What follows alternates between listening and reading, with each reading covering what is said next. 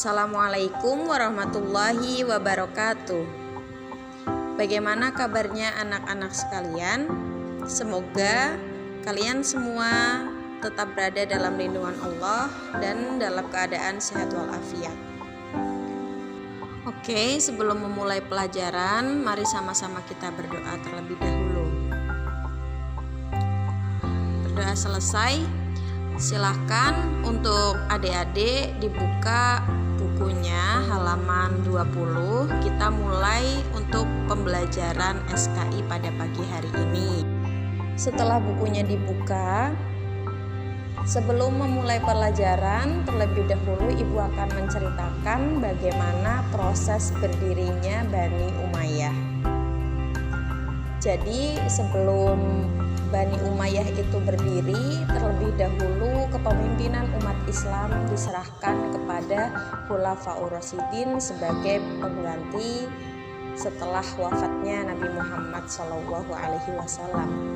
Nah, sebelum itu Ibu akan tanya sama adik-adik, siapa yang masih mengingat pemimpin atau khalifah setelah Nabi Muhammad wafat? Iya, coba Hanif sebutkan siapa saja. Yang pertama adalah Abu Bakar Asy-Syiddiq. Yang kedua adalah Umar bin Khattab. Yang ketiga adalah Khalifah Utsman bin Affan. Dan yang keempat adalah Ali bin Abi Thalib. Semuanya pasti sudah mengingat kembali kan catatan-catatan yang terdahulu. Nah, jika kita mengingat kembali perpindahan masa kekuasaan dari Utsman bin Affan ke Ali bin Abi Thalib, itu terdapat sebuah insiden besar. Nah, mari kita ingat bersama-sama bahwa sejarah lahirnya kekhalifahan Bani Umayyah itu diawali dengan krisis yang terjadi pada masa pemerintah Khulafaur Rasyidin. Di sini ketika Khulafaur Rasyidin dipimpin oleh Utsman bin Affan. Pada waktu itu umat Islam sempat mengalami era kemakmuran dan kesejahteraan. Namun pada periode kedua kepemimpinannya terjadi perpecahan dan pemberontakan yang dilakukan oleh beberapa pihak atas dasar memprotes karena Khalifah Utsman bin Affan tersebut memberikan jabatan-jabatan strategis serta jabatan pemerintahan kepada keluarganya dari Bani Umayyah. Perlu diketahui bersama bahwa Muawiyah bin Abu Sufyan ini masih ke dalam lingkup keluarga Bani Umayyah. Jadi masih ada hubungan darah antara Khalifah Utsman bin Affan dan Muawiyah bin Abu Sufyan. Makanya ketika Khalifah Utsman bin Affan menjadi pemimpin, Khalifah Utsman bin Affan menempatkan Muawiyah bin Abi Sufyan sebagai gubernur Syam. Karir Muawiyah pun melesat dan banyak menaklukkan daerah-daerah non-Islam yang kemudian menjadi wilayah kekuasaan Islam. Hal tersebut menjadi poin plus atau sebuah prestasi yang membanggakan dan menimbulkan banyak respek di kalangan umat Islam terhadap sosok Muawiyah bin Abu Sufyan itu. Namun, bagi sebagian orang yang tidak menyukai Khalifah Utsman bin Affan, mereka menganggap bahwa Khalifah Utsman bin Affan telah melakukan nepotisme karena telah mengangkat pengurus-pengurus negara dari kalangan keluarganya. Maka pada tahun 655 Masehi, sekitar 1.500 orang bahkan datang ke Madinah untuk memprotes kebijakan Khalifah Utsman tersebut. Khalifah Utsman bin Affan mendapatkan fitnah yang sangat kejam dan kemudian beliau dibunuh oleh para demonstran yang menyerbu ke rumahnya. Kematian Khalifah Utsman bin Affan ini tentunya menjadi cambuk dan duka lara bagi keluarganya, termasuk bagi Muawiyah bin Abu Sufyan dan juga bagi mertuanya yaitu Aisyah radhiyallahu anha. Kondisi saat itu sangat tidak stabil, maka maka sebagian kaum muslimin mempunyai pikiran untuk segera mengangkat khalifah. Maka pada saat itu Khalifah Ali bin Abi Thalib berkuasa setelah wafatnya Khalifah Utsman bin Affan. Namun bagi keluarga Umayyah, mereka merasa keberatan karena Utsman bin Affan adalah khalifah yang berasal dari keluarga Umayyah. Muawiyah beranggapan bahwa yang berhak menggantikan posisi Utsman ialah dari keluarga Umayyah. Namun saat itu Ali bin Abi Thalib telah terlanjur dipilih oleh umat Islam pada waktu itu. Sebetulnya hal ini menjadi sebuah hal yang berat diterima bagi keluarga Utsman bin Affan. Di sisi lain, Khalifah Ali bin Abi Thalib yang berkuasa menggantikan Khalifah Utsman bin Affan, Khalifah Ali mengatasi pemberontakan dengan menarik para amir yang sebelumnya diangkat oleh Utsman. Nah, di saat yang sama pula, tuntutan-tuntutan membalas dendam atas pembunuhan Utsman pun meningkat hingga meletusnya Perang Jamal, yaitu Perang Unta, yang merupakan perang antara Ali bin Abi Thalib dan antara Sayyidah Aisyah. Perang Jamal ini merupakan pertempuran pertama antara umat Islam yang menewaskan banyak korban jiwa. Pada akhirnya, Perang Jamal ini dimenangkan oleh pihak Ali bin Abi Thalib. Nah, setelah Perang Jamal itu selesai, muncullah seruan lain untuk membalas dendam atas kematian Utsman bin Affan dari pihak Muawiyah bin Abu Sufyan. Muawiyah bin Abu Sufyan merasa keberatan dan dia tidak mau mengakui kekhalifahan Ali bin Abi Thalib, juga tidak mau mengindahkan aturan-aturan yang dibuat oleh Ali bin Abi Thalib.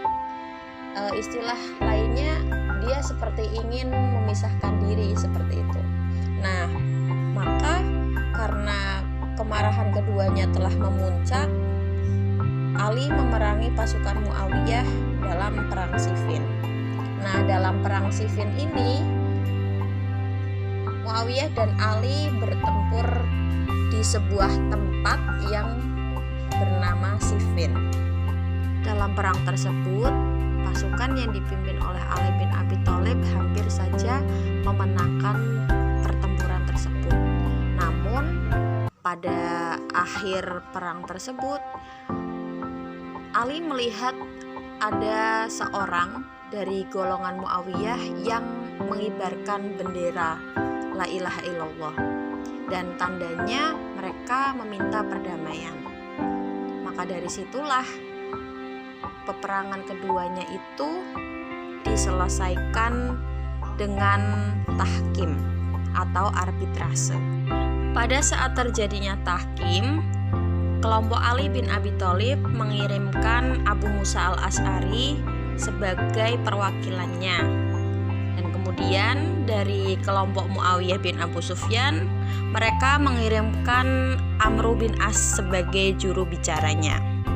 Pada saat itu Amr bin As menawarkan kepada Abu Musa al-Asy'ari untuk tampil pertama dalam menyampaikan orasinya, karena Abu Musa al-Asy'ari itu usianya lebih tua dari Amr bin As dan termasuk ke dalam golongan sahabat tua. Maka Amr bin As mempersilahkan pada Abu Musa al-Asy'ari untuk menyampaikan orasinya terlebih dahulu. Karena ditawari seperti itu, akhirnya Abu Musa al-Asy'ari pun naik ke atas mimbar. Setelah Abu Musa al-Asy'ari menyampaikan orasinya terkait pencabutan kekuasaan, maka selanjutnya yang naik ke atas mimbar adalah Amr bin As sebagai perwakilan dari Muawiyah bin Abu Sufyan. Adik-adik tahu kenapa Amr bin As mempersilahkan Abu Musa al-Asy'ari untuk terlebih dahulu menyampaikan orasi? Karena itu adalah sebuah siasat untuk menjatuhkan pihak Ali bin Abi Thalib. Setelah Abu Musa al-Asy'ari menyampaikan menyampaikan akan pencopotan Ali bin Abi Thalib sebagai khalifah, kemudian diterima oleh Amr bin As yang kemudian mendeklarasikan bahwa khalifah selanjutnya adalah khalifah dari golongan Bani Umayyah yang akan dipimpin oleh Muawiyah bin Abu Sufyan.